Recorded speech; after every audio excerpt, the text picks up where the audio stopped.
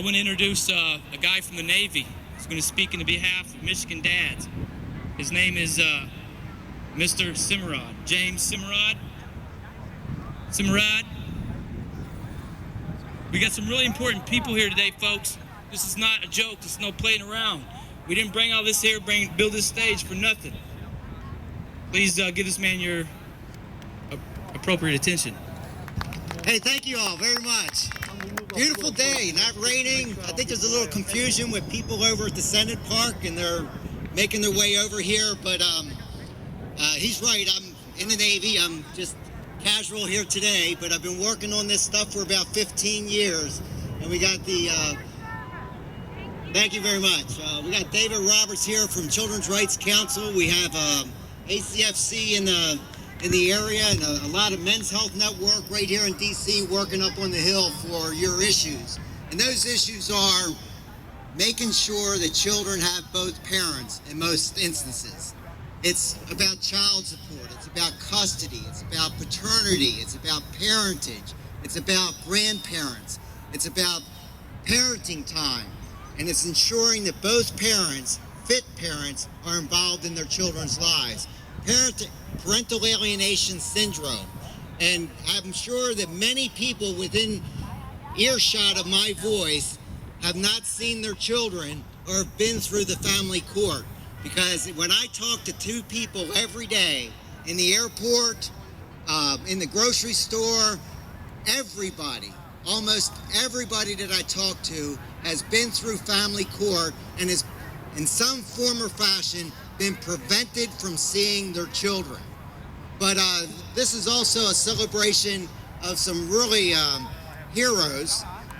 You may remember Robert McKenzie rode his bicycle from the Upper Peninsula of Michigan down to Lansing State Capitol to protest the family courts and what they are doing to family.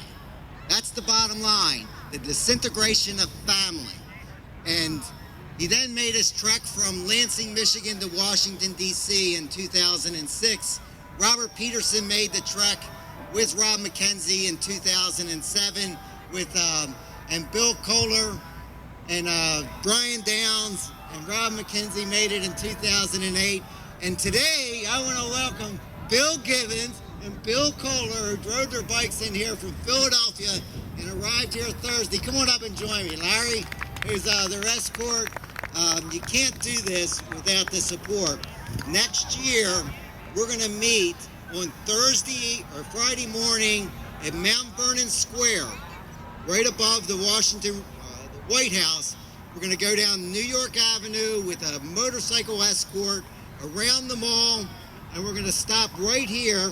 And just like we did yesterday, we went up to the Rayburn building and we talked with the office of Congressman Pete Hoekstra, who's sponsoring real legislation to ensure that there's equal footing for men and women and grandparents and family to be involved in their children's lives. So, Bill Kohler, Yes. Bill Gibbons, Yes. Larry, and how did it go? Tell us what was your experience on this bike trek? I mean, I know it was an adventure, but you had good weather, and the stage is yours. We're pretty much at each other's throats right now. Spending a week with all of everybody. 2 years ago, I came down here and was pretty moved by the whole shebang and everything, and I begged Mr. Peterson if I could ride with him last year. I did this 758-mile trip. Great experience. And for some strange reason, this knucklehead over here thought we could ride from Philadelphia. It's his baby. He did a great job with it. Awesome job, Bill. I want to turn it over to Bill. Give him a big hand, guys. Thanks, Bill. The reason why we did it this year, we're working off the inspiration from you in 2008. I can remember when I had a job this time last year, sitting at my desk, following along the route, calling you up one morning and asking you how Bowling Green, Ohio was, and I don't think you were even aware of where you were at. But just following the whole route and coming up with this idea, well, we could do something similar. After all, really, Philly's only 130 miles from Washington, but that's down on 95. So working on it, planning it out. By the time we came down, me and Larry last year, to pick Billy up, I had it in my mind that we could do something similar. But I didn't want to do it without the blessing of Rob Peterson, Rob McKenzie. So when talking with them afterwards, they gave the blessing. And so we were going to unite this year and meet together. We started out Monday morning in front of Independence Hall in Philadelphia. Gave a little kickoff event for about an hour, a few speeches. We didn't get the press that we wanted. We got no press, actually, but it's a starting point. And we left Independence Hall. We went to Valley Forge National Park, which is about 25 miles out. Pretty flat run. And Billy was starting to get a couple phone calls. Turns out one of members from our I wouldn't say associate, but one of our sister group from New Jersey Face. We're all from Pennsylvania Families and Children's Equality. Well, we were getting a phone call from one person from New Jersey Face. He had just missed us from Independence Hall. Didn't tell us he had a bike. Want to know where we can meet up with him. So we told him Valley Forge National Park, the visitor's entrance. We'll be waiting for you. So as soon as we were done our about an hour break, Chef Jeff showed up with his bike. So that's part of the camaraderie that we had going so far. He rode from Valley Forge to Lancaster, which was about 55 miles. A lot of hills and a lot of heat, and he did it. So we had him for that day and about for 10 or 15 miles the next day before he went home to be with his children.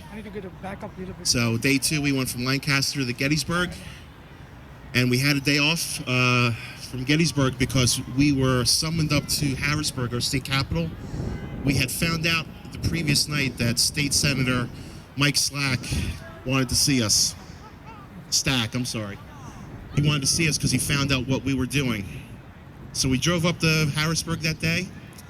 We didn't get to see him, got to see one of his aides, and we met with another representative, Eccles? And we met one of his aides for about an hour and a half.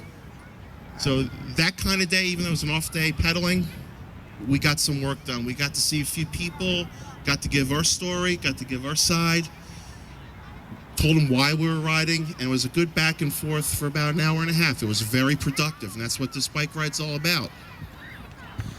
To make up time, we restarted back in Frederick, Maryland, and that morning, maybe about 10 miles in, we got a call from Brian Downs, who rode last year from Michigan, wanted to meet up with us. So he rode up about 10 miles. He met up with us on what, Route 109, one of the major routes, and we rode the last 40-some miles into D.C. We got in front of the White House about 6:15 Thursday night, posed for a couple pictures, and we rode up here. I didn't think this was going to happen, putting it all together.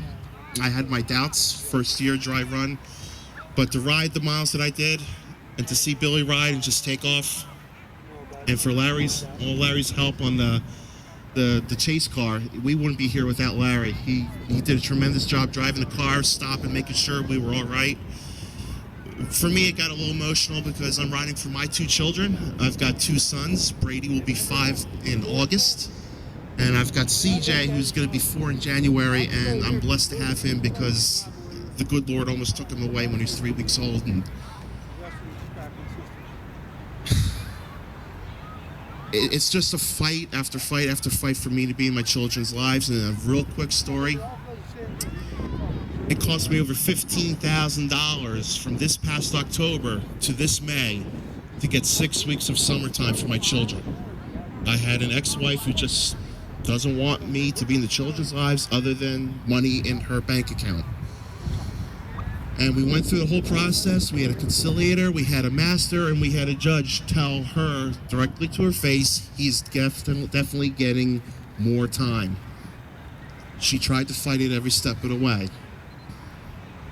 She would not negotiate. She would not come together for the best interests of our children. And that's what's wrong, because the children are going to suffer. And in my case, the judge came out and said, you're better off taking all the money and putting it into your children's 529 accounts instead of paying your lawyers directly. But my IRA from my previous job is now on its way to my lawyer. So when my kids are 18 and they want to go to college and I do this, I'm just going to simply say, go see your mother. She has all the money.